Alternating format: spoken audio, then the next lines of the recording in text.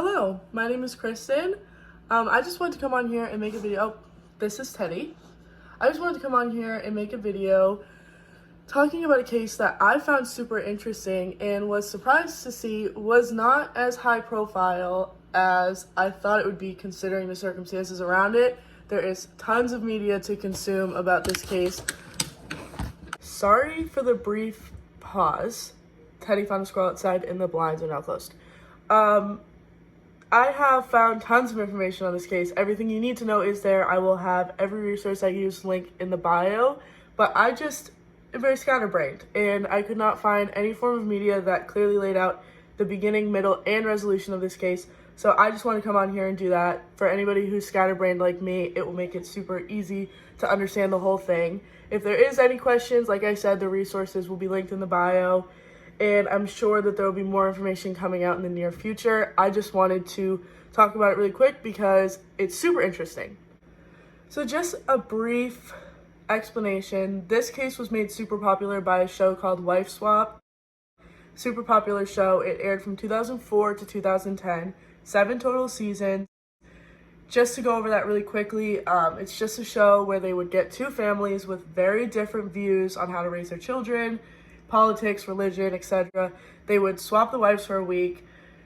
It's marketed as a way to get those super strict and conservative families to view parenting in a more liberal way and to give the liberal families more structure, but it ends up just being super dramatic because of the polarization of beliefs.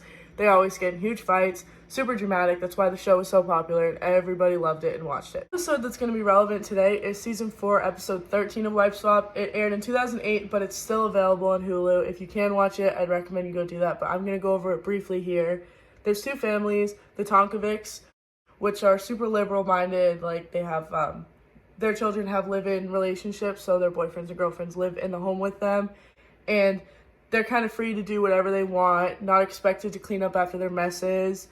She's kind of, the mother, Lori, firmly believes that the kids should be allowed to be kids and they should be able to make whatever decisions they want without reprimand or punishment. So as is typical with Wife Swap, the other family in this episode is the Stockdale. So they're devoutly Catholic.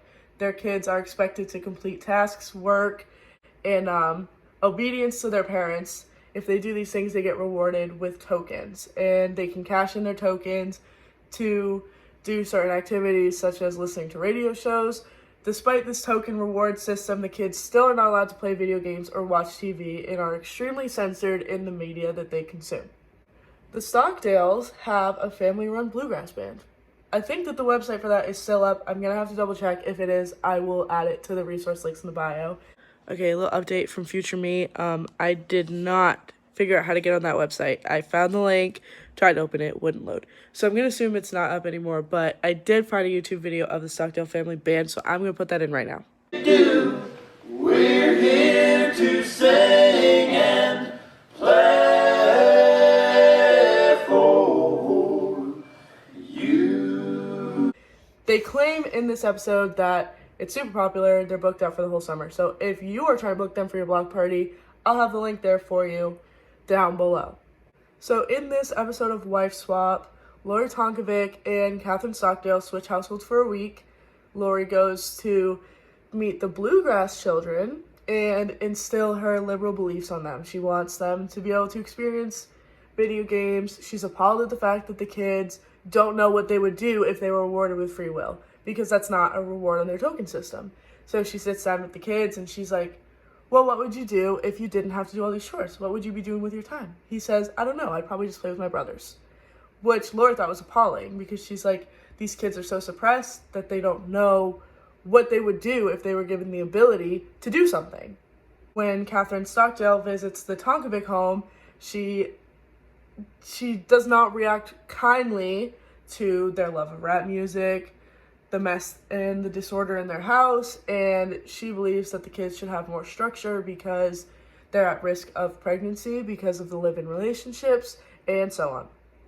So at the end of every Wife Swap episode, after the wives have returned to their normal homes, both sets of spouses come to this little meeting at the end of the episode. This is supposed to be like, here's what you taught me, thank you for doing this and the other thing, but it never really ends up that way.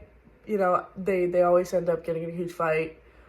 Lori got quite emotional. Lori Tonkovic, the mother of the Liberal family, quite emotional with the way that Kathryn was raising her children. She says that they were suppressed. They weren't expressing their emotions. She said, quote, "They move around the house like robots."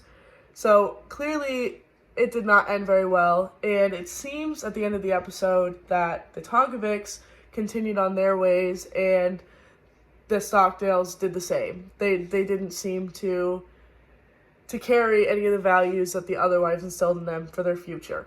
So now we fast forward 9 years later to when things get way more interesting. On June 15th of 2017, police reported to a hang-up 911 call made from the Stockdale's Ohio home, where they find Jacob Stockdale bleeding profusely but alive on the floor in critical condition, Kathryn Stockdale, his mother, and his brother James Stockdale dead in the residence. Jacob Stockdale is moved to a Cleveland, Ohio hospital where he gets treatment for a self-inflicted gunshot wound, and it is found that he, with a shotgun, shot his mother and younger brother James, and then himself.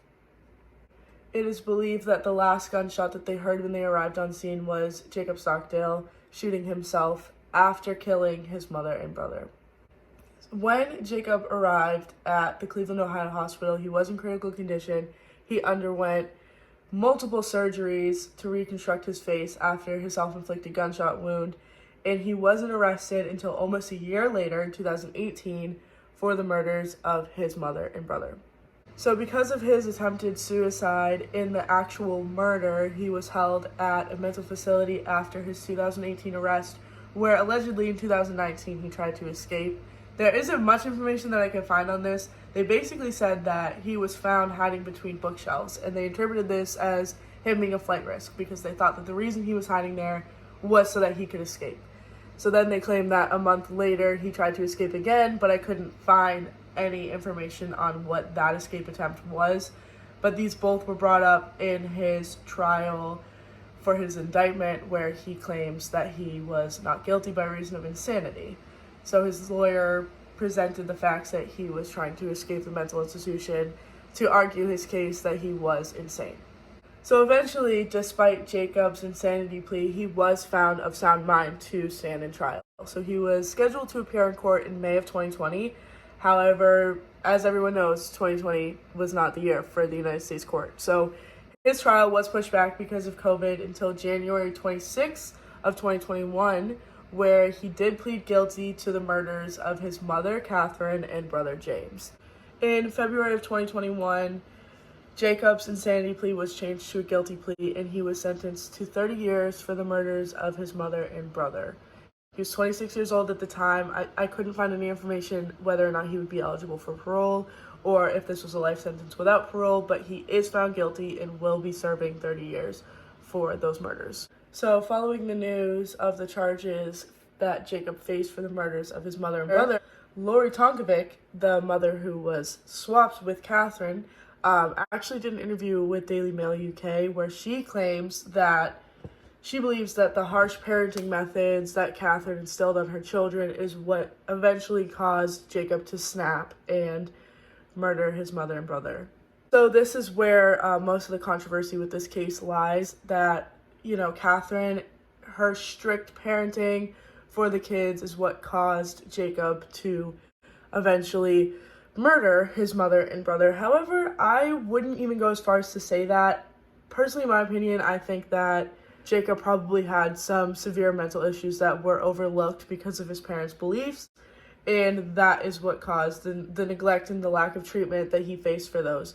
Because he has many other family members who were also raised in the same household, and none of them have murdered anybody yet. And I do know, considering there's 7 seasons of Wife Swap available on Hulu, that he's not the only person that was raised in an environment like that, considering that's about the theme of every episode of Wife Swap.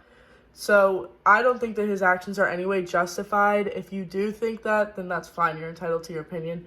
But I don't personally think Jacob was an adult at the time. He was more than capable of getting out of that environment if he wanted to. And there is nothing in my mind that can justify murdering your mother and innocent brother in their own home.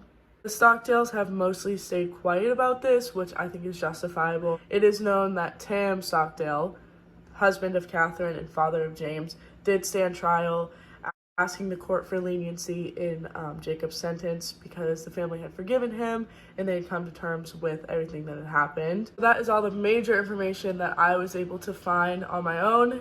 If more comes out, I would love to update you guys. And if there's any more cases that you think are not outlined or given enough attention, please let me know. I would love to talk about them. Thank you.